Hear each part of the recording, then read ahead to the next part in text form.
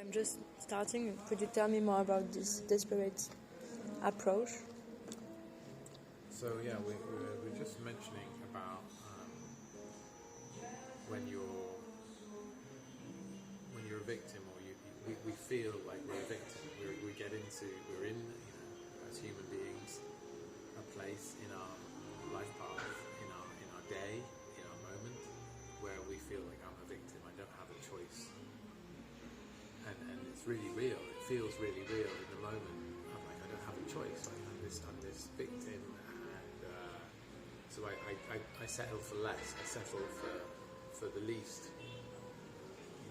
for myself, like for least health or least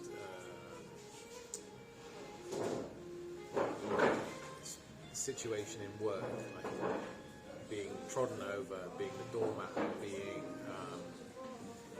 and that might manifest in literally people just like overruling you and you feeling like you don't have a say, or it might manifest in your body,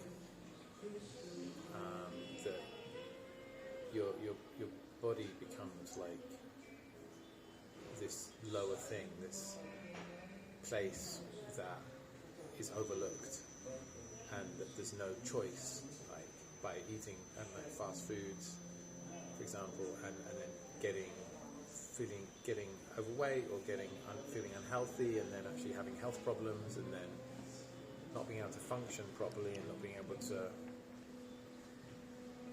run or whatever, right? And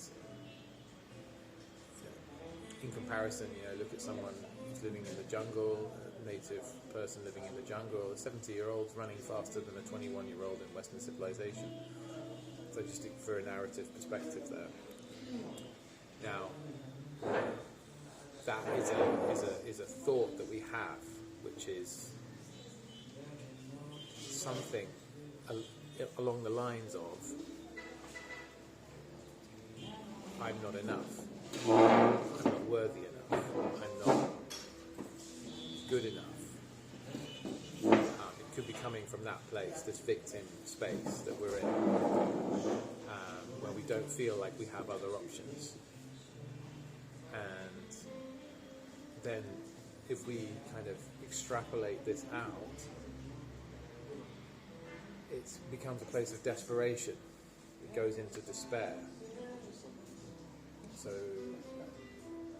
the despairing person is in a sense of a victim, and despair is also got the emotion attached to it,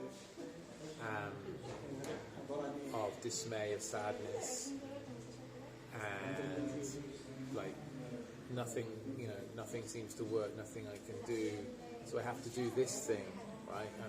I'm in despair, I'm desperate, and that then you become more and more abstracted from the real, from the now, from the present. We become more and more abstracted to a point where we become compelled, like in compulsion. So when you see the addict, when you see the murderer, right? The antisocial behaviour, that's coming from a place of compulsion, which is coming from victim, and in some ways you could say, well, it's like the inner is trying to find a balance by doing this activity because there's a belief that in the outside, if I do this activity, then it will change things and bring some kind of balance. So we're talking about, okay, desperate people do desperate things, right? So you talk about, okay, well, how do you have this situation in a country where you had like what the Nazis did, right? What the Stalinists and communists in Russia and in the Soviet Union in the 30s and 40s happened. What came about there, deaths of millions of people, Maoist China, children denouncing their parents for anti-revolutionary thoughts, and the parents going to prison or being executed or whatever.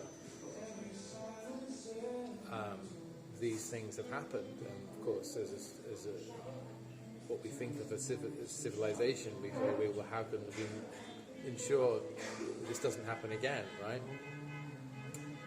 And otherwise, we don't want this thing. These things are bad. These desperate people who did desperate things, we don't want that, right? And so we look at COVID.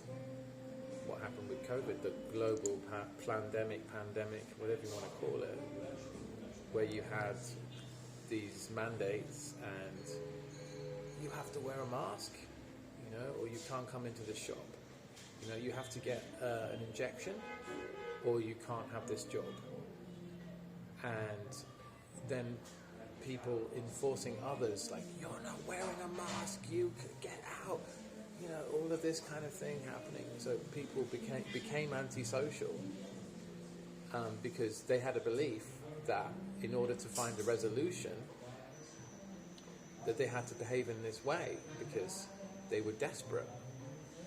They were victims of a disease, of this virus, and in order to get things back to balance, get back to normal, that we had to go through hardship and enforce these measures on ourselves, like the masks, like the personal protective equipment,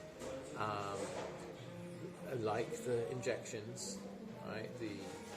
That is a whole thing in itself. I won't go into it in this video. But trying to enforce it on others. And from desperation. Believing it's the right thing to do. And this is again what we saw in Maoist China, what we see in the Soviet Union, and what we saw in totalitarian regimes like the Nazis in Germany, the fascists in Italy, etc. I'm sure we'll find many other examples. But there are some ones that we're all familiar with. So, it's about realizing you have choices. That's what we're coming back to.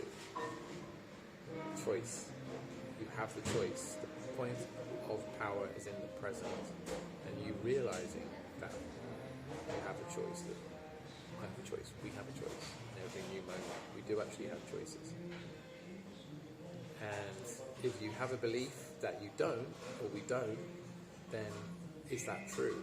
Because that's a limiting belief. Check it out for yourself. If it's really true that you don't have a choice? That's what I'm inviting you to do, is to really look and really see and get intellectually curious about this idea that I don't have a choice, that I can't do anything else but this thing. And maybe look where it comes from, right? So you've got the work of Byron Katie, who had these 4 questions with this thought that causes suffering. Whatever thought it is, whatever challenge thought it is, that causes us suffering, to ask, is this true? 1. How can I know that this is true? 2. How do I feel when I think this thought? And who would I be without this thought? And I promise you, if you go through this process with that thought that's causing you suffering, or with this idea, I'm a victim, or with this idea, I don't have any other choice. I have to do this job, I have to take this BS from my boss, I have to have this low wage, I have to live in this crappy place, I have to live with these crappy people, I have to eat this crappy food, I have to live in this crappy city or whatever it is, I have to wear these crappy clothes, I have to use this crappy body care products. I have to watch crappy television, scroll crappy social media. I have to breathe in crappy air. I have to drink crappy water. I have to hang with crappy people who talk crappy things, who treat me like crap or treat themselves like crap, etc., etc., etc. I have to put up with crappiness. And let me insist on this, that is actually a limiting belief that you are holding.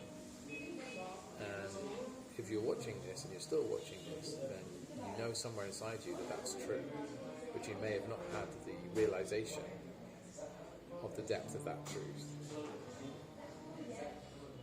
And so it's take a breath, breathe in, exhale,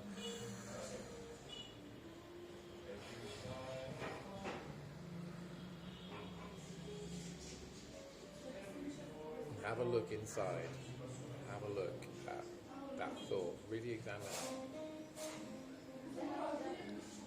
And you might just find that there's a realization that there are more choices than that one and only choice. There's a non-choice. Than that one and only course of action that you hitherto believed was the only possibility. I'm Jody Dean. Hope this has been helpful.